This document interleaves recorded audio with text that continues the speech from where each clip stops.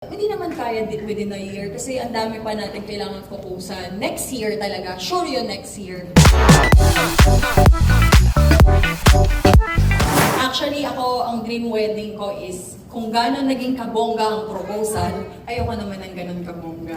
Gusto ko ano lang, yung mararamdaman natin yung pagiging intimate ng love, mas mangingibabaw kaysa yung dami ng tao, ganun. So mamimili talaga ako. Kung sino lang talaga yung nasa buhay ko, yun lang siguro yung invited. Gusto ko simple lang. At syempre invited si Madam. Yes! Actually, sinabi ko na sa kanina. Ninang sinabi ko sa'yo kanina. Ninang. Ninang nga ako, alam ko na.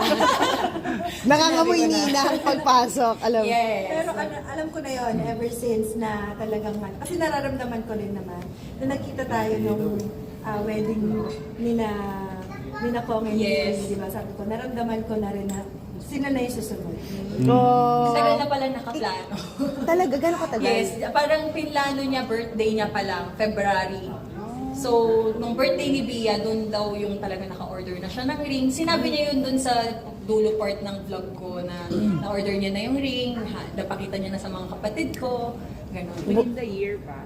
Grabe, Yung ang wedding. wedding. Actually, hindi naman kaya within a year kasi ang dami pa natin kailangan fokusan. Next year talaga, sure yun next year. Wow.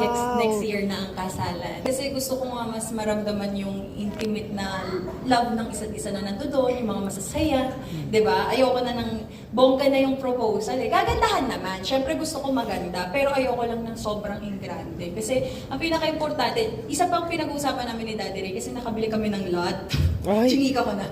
Nakabili kami ng lot, tapos gusto namin, plan talaga namin sana by 2 years, kaya siya mag-1 year pa uli sa Japan because doon, dahil doon talaga, para makakapag-provide kami sa pagpapagawa ng bahay. So parang, kaysa i-spend mo yung malaking pera sa kasal, parang mas maganda mag-spend for the future with the kids. Yan Dream talaga. house, dream house Yes, yan. dream house. Actually, excited ako para dito. Sobra, dalawa kami. Kaya work hard kami pareho.